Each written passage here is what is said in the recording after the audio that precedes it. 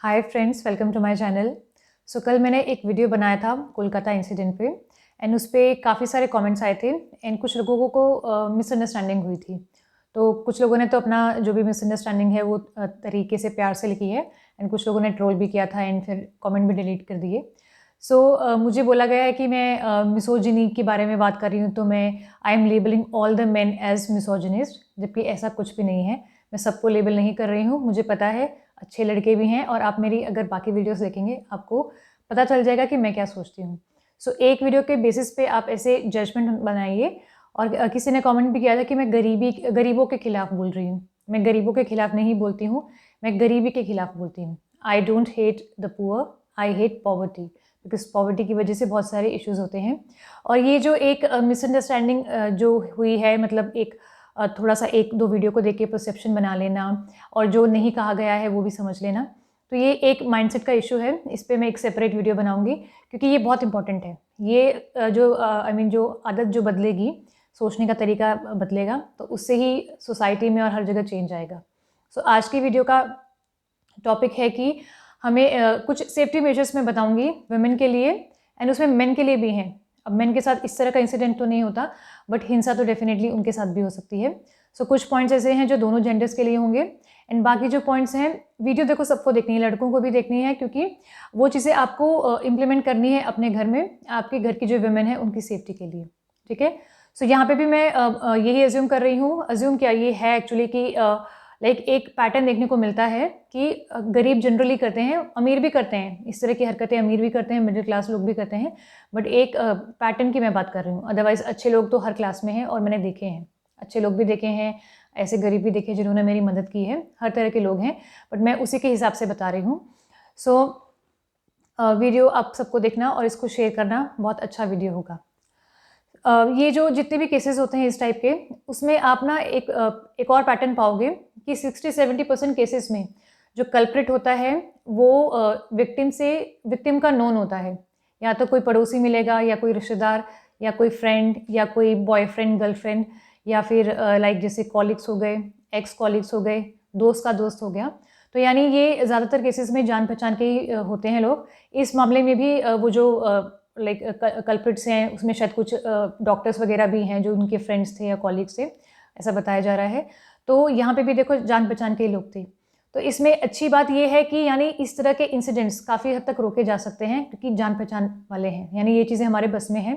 But still ऐसे incidents होते हैं क्योंकि कहीं ना कहीं एक तो लोग किसी को ब्लाइंडली ट्रस्ट कर लेते हैं, या किसी को सही सही पहचान नहीं पाते, या फिर कुछ ना कुछ नेग्लिजेंस बरती जाती है, लापरवाही होती है। तो इन चीज़ों पे अगर हम ध्यान देंगे तो काफ़ी हद तक ऐसे मैटर्स जो हैं कम हो सकते हैं।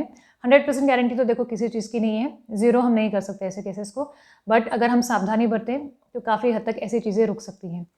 सो पहला पॉइंट ये है that do police verification for your domestic help, your staff or a driver or any other staff you have at your home. Police verification बहुत इंपॉर्टेंट है। मैंने लोगों को देखा है कि जैसे डोमेस्टिक हेल्प है, गली में कहीं जा रही थी एंड उसी को हायर कर लेंगे, कोई उसका नाम नहीं पता, वो कहाँ रहती है, कुछ नहीं पता, क्योंकि लोग एक तो पुलिस वेरिफिकेशन कराते वक्त क्या सोचते हैं कि पैसा खर्च होगा और एक फालतू का काम हो जाएगा, बट ऐसा कुछ भी नहीं है। आपको पता होना चाहिए कि जो भी व्यक्ति आपके घर पे काम कर रहा है कौन है, और उसके एंटीसीडेंट्स भी चेक कराओ, उसके अगेंस्ट कोई क्रिमिनल केसेस तो नहीं है, एंड उसकी फ़ोटोग्राफ भी आप मैच करो, जैसे Aadhaar card, ID proof, residence proof आप उनसे ले रहे हो तो फ़ोटो वगैरह भी मैच करो, ये बहुत इंपॉर्टेंट है। अब ऐसा नहीं है कि पुलिस वेरिफिकेशन आपने करा दी तो सामने वाला कुछ गलत नहीं करेगा, हो सकता है वो तब भी गलत करे, बट ये है कि अगर आपको पता है तो उस व्यक्ति को पकड़ने में भी आसानी होती है, और एक थोड़ा डर होता है, कुछ लोगों में हो भी जाता है, जो थोड़े शरीफ हैं जैसे हैं, मतलब वो एक डेटरेंस की तरह एक्ट करता है कुछ केसेस में कि पुलिस को पता है तो कुछ गलत काम नहीं करेंगे। और सिर्फ यहाँ पे मैं बात कर रही हूँ, सिर्फ इसकी बात नहीं करूँगी जो आपके घर में स्टाफ है, अगर आपके टेनेंट्स भी हैं और स्पेशली जो पेइंग गेस्ट है, उस केस में भी आपको पुलिस वेरिफिकेशन करानी चाहिए। अब टेनेंट्स के केस में तो लोग करा लेते हैं कि एक फैमिली है और रिस्पेक्टेबल मतलब माना जाता है, और एक लाइक ट्रस्ट भी होता है कि शादीशुदा कपल रह रहे हैं तो कुछ गलत नहीं करेंगे, और क्योंकि एक ही फैमिली है तो एक ही बार पुलिस वेरिफिकेशन कराना है, तो वहाँ पे लोग फिर भी करा लेते हैं। बट अगर मैं बात करूँ पेइंग गेस्ट की, तो यहाँ पे लैंडलॉर्ड्स जनरली नहीं कराते, क्योंकि पेइंग गेस्ट बहुत सारे हैं। ऐसे घर भी हैं जहाँ पे 20-25 लड़कियाँ या लड़के रहते हैं पीजी पे। तो उनको लगता है कि इतने सारे लोगों का अगर हम पुलिस वेरिफिकेशन कराएंगे तो पर पर्सन के हिसाब से 400-500 रुपये लगते हैं, तो बहुत काम बढ़ जाएगा। बट ये ही गलती है, 4 पैसे बचाने के चक्कर में इतनी बड़ी आफत आप मोल ले सकते हो, आपको पता भी नहीं है।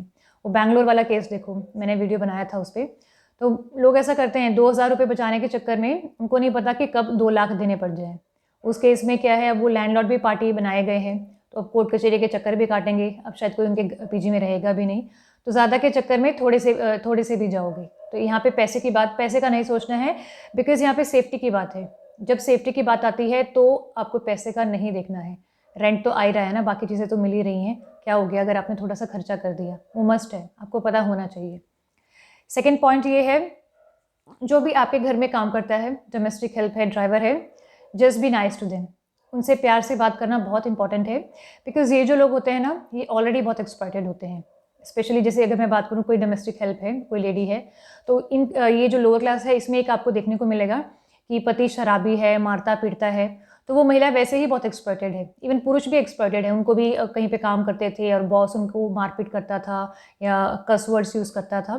तो इस तरह का इनके साथ मिसबिहेवियर होता है, जिसकी वजह से जो एग्रेशन है इनके अंदर और ज़्यादा बिल्टअप हो जाता है कि ऑलरेडी सताए हुए लोग हैं, उसके ऊपर और अगर कोई आप सताओगे तो बाकी जगह का गुस्सा क्या पता आपके ऊपर निकाल दे, क्योंकि वो बारूद भरता रहता है ना अंदर, तो कभी ना कभी तो वो फटेगा। तो उनके साथ प्यार से बात करनी है आपको, डांटना या इस तरह का मिसबिहेव नहीं करना है। आपको प्यार से बात करनी है, लेकिन ऐसा नहीं है कि आपको लीनियंट रहना है। लीनियंसी एक अलग चीज़ है, लीनियंट आपको नहीं रहना है, प्यार से बात करनी है। और जो भी काम आपको कराना है, आप बस बोल दो कि देखो ये कर दो, यहाँ पे साफ कर दो। कंप्लेंट नहीं करना है कि देखो तुमने ये नहीं किया, वो नहीं किया, उससे इंसान को गुस्सा आता है। आपको बोलना है कि देखो यहाँ पे कर दो, आप खुद से नोटिस करो, यहाँ पे सफाई नहीं है, वहाँ पे सफाई नहीं है, कहाँ पे उसने काम नहीं किया है, जस्ट बताओ कि यहाँ पे ये कर दो, कंप्लेंट मत करो, ठीक है। देन है रेगुलेट योर स्टाफ। यहाँ पे मैं बात कर रही हूँ कि आपको कैसे एक बैलेंस बनाना चाहिए लीनियंसी का और स्ट्रिक्टनेस का, मतलब पोलाइटनेस का एंड स्ट्रिक्टनेस का। पोलाइटली बात करना है, बट आपको ये पता होना चाहिए कि आप ओनर हो, आप आई मीन बॉस हो। मतलब अगर आप बहुत ज़्यादा लीनियंट रहोगे तो भी वो लोग सर पे चढ़ेंगे, आपके घर के सारे भेद लेंगे। तो ऐसे लोग ऐसे में भी फिर वो सर पे बैठते हैं, तो गलत चीज़ें होती हैं। तो आपको प्यार से बात करना है, बट आपको उनको रेगुलेट करके रखना है। थोड़ा स्ट्रिक्ट मतलब ज़ुबान से नहीं, बट एक होता है ना, कब आना है, कब जाना है, सारी चीज़ों को लेके आपको स्ट्रिक्ट वो रहना है। और अगर वो आगे से बदतमीज़ी करे, कुछ बोले, तो आपको उसको वहीं पे उल्टा जवाब देना है। भले ही प्यार से बोलना है, बट उल्टा जवाब देना है। अगर आप उनको कुछ नहीं बोलोगे, अगर आप सबमिसिव हो गए, बहुत ज़्यादा आप अच्छे बन गए उनके सामने, तो वो आपका गलत फ़ायदा उठाएँगे। यहाँ पे सिर्फ बात डोमेस्टिक हेल्प इनकी नहीं है, ये तो दुनिया का वैसे भी रूल है। जहाँ आप बहुत ज़्यादा अच्छे हो गए, पोलाइट हो गए, आप उल्टा जवाब नहीं दे रहे, तो सामने वाला आपके सर पे बैठता ही है, ठीक है। देन यहाँ पे बात करती हूँ, जितना जल्दी हो सके रात के टाइम पे, अगर कोई लड़की है या लड़का भी है, तो रात को जल्द से जल्द वापस घर आना है, जितना जल्दी हो सके। और यहाँ पे क्या होता है, जैसे कि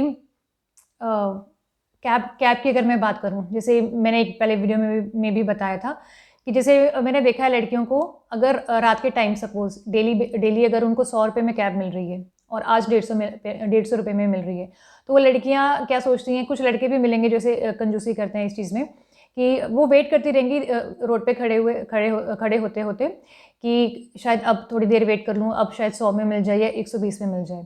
देखो, जब बात आपकी सेफ्टी की होती है ना, वहाँ पे आपको पैसे नहीं बचाने होते। रात का समय है, आपको पता है इंडिया वैसे भी सेफ नहीं है, तो जितना जल्दी हो सके आप घर पे पहुँचो, चाहे 100 की जगह आपको 200 रुपये देने पड़े। यहाँ पे ना पैसे नहीं गिनना होता, पैसा आप कहीं और जगह पे बचा लो, बट कम्यूटेशन जो है और जो सेफ्टी है, वो आपका कंफर्टेबल होना चाहिए और टाइमली आपको घर पहुँचना है। यहाँ पे बात सिर्फ सेफ्टी की भी नहीं है, यहाँ पे एक्चुअली क्या है ना, आप अपना टाइम सेव करते हो घर पे आके, तो आप बाकी चीज़ें कर सकते हो, तो टाइम भी तो बचाना है ना, तो ये चीज़ें आप देखना। और उसके बाद जब आप कैब बुक करते हो, तो वो जो उसमें डिटेल्स आती है और जिसमें गाड़ी का नंबर है, ड्राइवर का नंबर है, उसका स्क्रीनशॉट लेके आप अपने किसी फैमिली मेम्बर को शेयर करो, व्हाट्सएप करो और फ़ोन कॉल भी करो। ड्राइवर के सामने उसको दिखना चाहिए कि आप घर पे बात कर रहे हो कि मैं अभी यहाँ से निकली हूँ, आप बताओ घर पे अपने वेयर अबाउट्स की, अभी मैं रोहिणी से निकली हूँ, अब मैं तब तक वहाँ पे पहुँच जाऊँगी। ये सारी चीज़ें आपको घर पे बतानी है, ताकि वो भी थोड़ा अलर्ट रहे, उसको पता चले कि ये कॉन्टैक्ट में है, किसी टच में है, घर वाले से किसी से टच में है। उसके बाद देर रात तक घर के बाहर मत रहो, ये तो बिल्कुल ऑब्वियस है। अब देखो यहाँ पे ना लड़कियाँ स्पेशली क्या बोलेंगी कि लड़के अगर घर के बाहर रह सकते हैं तो हम क्यों नहीं रह सकते? क्या हमारा अधिकार नहीं बनता? हमें क्यों रोका जाता है? बात बिल्कुल सही है। फंडामेंटल राइट्स तो आपके भी हैं, घूमने की आज़ादी, अपनी मर्ज़ी से अपनी लाइफ़ जीने की आज़ादी आपको भी है, बात सही है। अ, अब इसमें लड़कियाँ ये भी बोलेंगी कि लड़के बुरे हैं, लड़के इस तरह की हरकतें करते हैं, तो रेस्ट्रिक्ट करना है तो लड़कों को करो ना, हमें क्यों रेस्ट्रिक्ट कर रहे हो? हमें घर में बंद कर रहे हो और जो इस तरह के लोग हैं वो खुले सांड की तरह घूम रहे हैं। ये बात भी बिल्कुल सही है कि रेस्ट्रिक्ट उसको करना चाहिए जो बुरा है, जो सही है उसको क्यों रेस्ट्रिक्ट करें। पर यहाँ पे समझने वाली बात ये है कि आखिर उनको रेस्ट्रिक्ट करेगा कौन? आपको लगता है कि क्या पुलिस या गवर्नमेंट जो है वो इस तरह का कोई कर्फ्यू इम्पोज़ कर देगी कि रात को 9 बजे के बाद लड़के घर के बाहर नहीं दिखने चाहिए और सिर्फ लड़कियाँ दिखनी चाहिए? ऑब्वियसली नहीं ना, ऐसा गवर्नमेंट कभी भी नहीं करेगी क्योंकि फंडामेंटल राइट्स उनके भी हैं। हाँ, वो फ़ायदा उठा रहे हैं जो उनको आज़ादी मिली है, बट आपको देखना पड़ेगा आपके लिए यहाँ पे सेफ्टी सबसे ज़्यादा इम्पोर्टेंट है। आपकी फ्रीडम उतनी इम्पोर्टेंट नहीं है और बाकी जो चीज़ें हैं वो आप दिन में भी कर सकते हो। काफ़ी सारी चीज़ें आप दिन में भी कर सकते हो, तो जितना जल्दी हो सके घर वापस आ जाओ। उसके बाद कभी भी किसी स्ट्रेंजर्स के साथ ना रात के टाइम स्पेशली फालतू की बहस में आपको नहीं पड़ना है। ये लड़कों के लिए भी है। ये चीज़ होती है ना कि लड़कों में स्पेशली जैसे अग्रेशन होता है, आपने किसी गाड़ी को ठोक दिया, वो बाहर निकल के आया और वो चिल्लाने लग गया, आप भी चिल्लाने लग गए, तो ऐसे हाथापाई हो गई और पता नहीं क्या हो गया, है ना? तो इस तरह की बहस में पड़ना नहीं है स्पेशली रात के टाइम पे। अगर भले ही गलती आपकी भी है ना, सामने वाले की भी है, सॉरी बोलो, निकल जाओ। कई बार ऐसा भी होता है कि सामने वाला बोलता है मेरा नुकसान किया है, पैसे दे, तो पैसा भी दे दो और जान छुड़ाओ। आप ये मत सोचो कि मैं क्यों झुकूँ, मेरी तो गलती नहीं थी, मैं क्यों पैसे दूँ। ऐसे टाइम पे ना आपको घर पहुँचना होता है और अपने आप को उस सिचुएशन से बचाना होता है।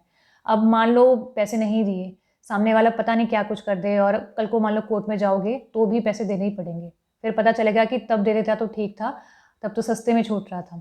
मैं ये नहीं कह रही हूँ कि आप सबमिट ही कर दो, वो सिचुएशन वाइज़ होता है। आपको देखना होता है कि कहाँ पे आपको चुप रहना है, कहाँ पे थोड़ा ज़्यादा हो रहा है, ठीक है? तो वो मतलब अगर देने पड़े तो देने के लिए तैयार रहो, कहने का मतलब ये है। मैं ये नहीं कह रही कि ज़रूरी मतलब दे ही दो, ऐसे तो लोग भी लूटने लग जाएँगे, राइट? फिर है very important one, don't be an activist. Activist मत बनो। बचपन से आपको सिखाया गया है कि अन्याय के खिलाफ, गलत के खिलाफ लड़ना है। पर ये जो टीचिंग आपको दी गई है, ये आधी अधूरी है। आपको ये नहीं बताया गया कि किसके खिलाफ लड़ना है। यहाँ पे देखो समझने वाली बात है, लड़ाई उसे करनी होती है जो आपके बराबर है या जो आपके नीचे है। पर जो व्यक्ति आपसे ज़्यादा बलवान है, बलवान की अगर मैं बात करूँ, चाहे आप वो फिज़ीक में ले लो, चाहे आप मनी की बात कर लो, इकोनॉमिकली ले लो या पॉलिटिकली बात करो। तो जो व्यक्ति आपसे ज़्यादा ऊपर है, उसके साथ पंगे नहीं लेने होते और वहाँ पे एक्टिविस्ट नहीं बनना होता। इस केस की भी अगर हम बात करें, ऐसा कहा जा रहा है कि उस केस में हॉस्पिटल में जैसे कुछ ना कुछ धांधली हो रही थी एंड वो लड़की प्रोटेस्ट कर रही थी एंड जो अथॉरिटीज़ थी, जो भी कल्प्रिट्स हैं, उनको ये डर था कि ये एक्सपोज़ कर देगी, तो उन्होंने सोचा कि उसको एलिमिनेट कर दें। ऐसी चीज़ें होती हैं, मूवीज़ में भी होती हैं, बट ये चीज़ बिल्कुल भी ठीक नहीं है। आपको देखो एक बात रियलाइज़ करनी होगी कि आप एज़ एन इंडिविजुअल कुछ नहीं कर सकते। कोई कितनी भी बड़ी धांधली हो रही हो, क्या कुछ ना हो रहा हो, आप इन लोगों से नहीं लड़ सकते बिकॉज़ ये होता है ऑर्गेनाइज़्ड क्राइम। जो लोग पावरफुल हैं, आपसे ज़्यादा अमीर हैं, उनके साथ आप नहीं भिड़ सकते, आपका ही नुकसान होगा। ऐसा ही सिमिलर केस बोला जाता है, एक्टर जो सुशांत सिंह राजपूत का भी शायद इसी तरह से कुछ था, एग्ज़ैक्टली उसमें अभी तक कुछ निकल के नहीं आया। तो ज़बरदस्ती आपको एक्टिविस्ट नहीं बननी है। आप अच्छे हो, आप किसी के साथ बुरा नहीं कर रहे, ये काफ़ी है। कई बार चीज़ों को इग्नोर करना पड़ता है। ये सुनने में बड़ा ख़राब लगेगा, बहुत ही इमोरलिस्टिक लगेगा कि ऐसे कैसे हम आँखों से देखते रहें अपने सामने गलत हो रहा है। बट वही है ना कि इंसान को अपनी स्ट्रेंथ पता होनी चाहिए, अपनी वीकनेसेस भी पता होने चाहिए। उसको पता होना चाहिए कि मुझे क्या थ्रेट है और आपके साथ-साथ आपकी फैमिली वाले भी तो हैं ना, जो आपके लिए वरिड हैं। तो ऐसे अपनी लाइफ़ को खतरे में नहीं डालना होता है। ऐसी चीज़ें देखो हर जगह हो रही हैं, हम कुछ नहीं कर सकते। आप देखो क्रिकेटर्स बोलते हैं क्या? ऐसे मामले में पढ़ते हैं क्या? बिज़नेसमैन, एक्टर्स, कोई भी नहीं पढ़ता ना। क्यों नहीं पढ़ते? क्योंकि वो अपनी लाइफ़ के बारे में सोचते हैं। राइट? तो आपको यहाँ पे सेल्फिश होना पड़ेगा, सेल्फिश होने में कुछ भी बुराई नहीं है। आपको पूरा हक है अपनी लाइफ़ को जीने का, ज़िंदा रहने का आपको पूरा हक है। तो यहाँ पे इसको सेल्फिश होना नहीं कहते हैं, अपने आप को प्रोटेक्ट करने का आपको पूरा राइट है, आपको बचाना ही चाहिए अपने आप को। आप नहीं लड़ सकते, इस तरह के लोग जो हैं, जो आपसे बहुत बड़े हैं, बहुत पावरफुल हैं, उनसे आप नहीं लड़ सकते, ये फैक्ट है। इसको बहुत गलत चीज़ें बताई गई हैं, जब हम बड़े हो रहे थे, बहुत ही ज़्यादा हमें आइडियलिस्टिक बना दिया गया, बहुत ही ज़्यादा मॉरलिस्टिक बना दिया गया और प्रैक्टिकल लाइफ़ अलग है। प्रैक्टिकल लाइफ जो है वो आइडियलिस्टिक नहीं है। चीज़ें गलत होती हैं और उनके साथ हमें एडजस्ट करके रहना पड़ता है, सच है ये बात। उसके बाद don't work in night shift, late hours, ये बहुत इंपॉर्टेंट है। वैसे तो लड़कों को भी नहीं करनी चाहिए अगर नाइट शिफ्ट में जॉब है, बट ये कॉर्पोरेट कल्चर ऐसा है कि 9-10 बजे तक भी बैठा के रखते हैं लोगों को, और स्पेशली लड़कियों को तो बिल्कुल भी नहीं करनी चाहिए। आपकी अगर बहन है या आप खुद लड़की हो, प्लीज़ अवॉइड करो। ये मत सोचो कि अरे मेरा करियर सफ़र करेगा, करियर उतना इंपॉर्टेंट नहीं है जितनी इंपॉर्टेंट आपकी सेफ्टी है। 4 पैसे जो मिलेंगे ना ओवर टाइम करके, वो कहीं और से कमा लेना, साइड हसल कर लेना, कोई नया स्किल सीख लो, कुछ नया साइड बिजनेस कुछ स्टार्ट कर सकते हो, तो वो पैसा आपको वहाँ से भी मिल जाएगा। तो 4 पैसों के लिए अपनी लाइफ को स्टेक पे रखना, अपने आप को डेंजर में डालना बिल्कुल भी ठीक नहीं है। सो नाइट शिफ्ट में आप कोशिश करो काम ना करो। और इस केस में भी जैसे लड़की नाइट शिफ्ट में कर रही थी, क्यों कर रही थी? Because she was a middle class girl, right? आप देखो ना 36 आवर से वो नाइट शिफ्ट में काम कर रही थी, एंड सैलरी भी आपको पता है डॉक्टर्स को कितनी मिलती है गवर्नमेंट हॉस्पिटल में, वही 50-60 हज़ार। तो इतने रुपए के लिए अपनी जान को जोखिम में उसने डाला, क्योंकि डालना पड़ा, मिडिल क्लास है तो डालना पड़ा, ये बात भी है। खैर इसका आगे मैं लास्ट पॉइंट जो बताऊंगी वो इसका जवाब दे देगा। सो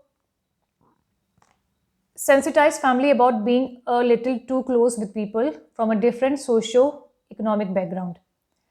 ये इम्पॉर्टेंट है कि जैसे मान लो आपके घर पे कोई आता है, कोई भी जैसे लाइक डोमेस्टिक हेल्प है, कोई ड्राइवर है, कुछ भी आता है, तो उनके साथ आपको ज़्यादा फ्रैंक नहीं होना है, क्योंकि ऐसे में क्या होता है ना, कई बार लोग क्लोजनेस को कुछ और ही समझ लेते हैं। जैसे स्पेशली मैं लड़की के केस में बोलूँ कि लड़की ने हंस के बात कर दी, तो सामने वाले को लगता है कि ये तो क्या कहते हैं, ग्रीन सिग्नल दे रही है एंड ये तो विलिंग है। तो क्या होता है ना कि हर इंसान जो भी उसका सोशल इकोनॉमिक बैकग्राउंड होता है, सोशल इकोनॉमिक बैकग्राउंड के हिसाब से उसका लाइफस्टाइल होता है, उसका थॉट प्रोसेस होता है। सबका नहीं होता, कुछ लोग गरीब भी हैं तो भी सोच अच्छी मिलेगी, कुछ अमीर भी हैं तो भी सोच खराब मिलेगी, ऐसे एक्सेप्शंस डेफिनेटली मिलेंगे। बट क्योंकि होता है ना कि जो जैसे लोअर क्लास है, उनके वहाँ पे लड़कियाँ शॉर्ट ड्रेसेस नहीं पहन रही, या उनके वहाँ पे लड़कियाँ ऐसे खुल के हंसते नहीं, तो वो लोग पता नहीं उस चीज़ को किस सेंस में ले लेंगे। तो कभी भी किसी के साथ ज़्यादा क्लोज नहीं होना है, और वो ठीक भी नहीं रहता। सामने वाले को आपका जो स्वभाव है ना उसका भेद आ जाता है, तो वो ठीक नहीं रहता। एंड सिमिलरली मैंने जो कहा था पॉइंट कि अपने स्टाफ को रेगुलेट करो, वो क्यों इंपॉर्टेंट है? देखो, अगर मान लो आपका जो स्टाफ है, आपको उसके लिए ना आवर्स फिक्स रखने पड़ेंगे कि इतने बजे ही आना है, इतने बजे ही जाना है। और अगर आप उनको रहने के लिए घर दे रहे हो, मान लो आप एक कमरा आप उसको दे रहे हो, तो आपको इंश्योर करना पड़ेगा कि वहाँ पे सिर्फ वही आके रहे, उसका कोई दोस्त, रिश्तेदार, पड़ोसी वगैरह आके ना रहे। वो मतलब सिर्फ वो। और अगर वो आपके घर पे आ रहा है तो उसके साथ में कोई और नहीं आना चाहिए, क्योंकि आप उस पर्सन को तो जानते हो जो आपके यहाँ काम कर रहा है, पर उसके साथ में जो रहता है उसको आप नहीं जानते। तो कभी भी उनको ये अपने घर को उनका घर मत बनाओ कि उनका कोई भी दोस्त आ सकता है साथ में, या कोई उनका रिश्तेदार आ सकता है, किसी को भी आने मत दो। फिर be extra protective with female members, drop and pickup when it is late. जब भी लड़की रात को आपको पता है कि कहीं से आ रही है, ट्रेन से आ रही है, बस से आ रही है, फ्लाइट है, या ऑफिस से आते आते लेट हो जाएगा, कोई फंक्शन है, तो आप खुद जो मेल मेंबर्स हैं लड़की को पिक करने जाओ या ड्रॉप करने जाओ, आपको खुद जाना चाहिए। उसके बाद बच्चों को सेंसिटाइज करना भी बहुत ज़रूरी है। इस तरह के इश्यूज़ जो होते हैं बच्चों के साथ भी होते हैं, तो बच्चों को बताना कि गुड टच क्या है, बैड टच क्या है, और उनको ज़्यादा ऐसे खुलेआम सड़क पे घूम रहे हैं, ये चीज़ें आपको नहीं करनी है। आपको पता होना चाहिए कि बच्चा कहाँ पे खेल रहा है। और ऐसे जैसे कोई डोमेस्टिक हेल्प या कोई है, तो उनके साथ बहुत ज़्यादा क्लोज़ भी होने मत दो, ज़्यादा क्लोज़ होना भी ठीक नहीं है। थोड़ा देखो, अगर टाइम के साथ आपको पता चल जाता है इंसान कैसा है, फिर ठीक है। होता है ना कई बार इंसान अच्छा होता है और वो प्रोटेक्ट भी करता है। ऐसे लोग भी हैं जो डोमेस्टिक हेल्प है या घर का कोई केयर टेकर है जो प्रोटेक्ट भी करता है लोगों को, अच्छे लोग भी होते हैं। बट वो आप ना एकदम से ट्रस्ट नहीं कर सकते, आपको थोड़ा टाइम देना पड़ता है सामने वाले के बिहेवियर को जानने के लिए। सिमिलरली जो भी लाइक अगर मैं बात करूँ उनके एंट्री पॉइंट या एग्जिट पॉइंट्स की, तो अगर मान लो घर में 2 गेट हैं, तो आपको बोलना है कि आपको उस गेट से आना है, उस गेट से उनको अंदर आने के लिए और बाहर जाने के लिए बोलो, जिससे वो आपके घर को कम से कम एक्सेस कर पाएँ। कि बस अपना काम किया और बाहर के बाहर चले गए, पूरे घर में उनको घूमने का मौका ना मिले, हर एक कमरे में झाँकने का और पता लगाने का मौका ना मिले। फिर उनको पता चलता है कि कहाँ पे कौन रहता है, कौन-कौन घर में है, कब रहता है और कोई कैसा दिखता है, और बाकी सारी चीज़ें, कहाँ पे पैसा रखा है या कुछ भी चीज़ें। तो सारे ऐसा नहीं है कि कैरेक्टर में ऐसे बुरे हैं, बट मैं ये एक जनरल चीज़ें बोल रही हूँ क्योंकि ऐसी चीज़ें होती हैं। अच्छे लोग भी मिलेंगे, बुरे भी मिलेंगे, बट आपको सतर्क रहने की ज़रूरत है। एंड सीसीटीवी कैमरा भी ज़रूरी है, ये होना चाहिए। वैसे तो सीसीटीवी कैमरा कोई गारंटी नहीं है कि क्राइम नहीं होगा। सीसीटीवी कैमरा बस एक एविडेंस के तौर पे काम आता है कि आगे कोर्ट में जाके आप क्या कहते हैं, एक एविडेंस दे दोगे। और दूसरी चीज़ ये है कि कुछ केस में ये डेटरेंस की तरह एक्ट भी करता है। यानी कुछ लोग होते हैं जो थोड़े से डर जाते हैं, अगर कुछ करना भी चाहें तो नहीं करेंगे, क्योंकि उनको पता है कि कैमराज़ हैं। बट कुछ ऐसे भी मिलेंगे जो एकदम ढीठ हैं, जिनको कोई फ़र्क नहीं पड़ता। लाइक ये आउटसाइडर्स की बात कर रही हूँ मैं, जैसे चोर डकैत की बात कर रही हूँ। घर वाले शायद इतना जनरली नहीं करेंगे। जो जैसे बाहर वाले लोग हैं, जो चोर डकैत हैं, उनको पता है कि हमारे ऊपर हैं ऐसे लोग जिनके ऊपर 10-10 केसेस हो रखे हैं, तो उनको कोई फ़र्क नहीं पड़ता कि एक केस और हो जाए, चाहे कैमरा में रिकॉर्ड हो जाए, उनको कोई फ़र्क नहीं पड़ता। तो ये चीज़ें भी हैं।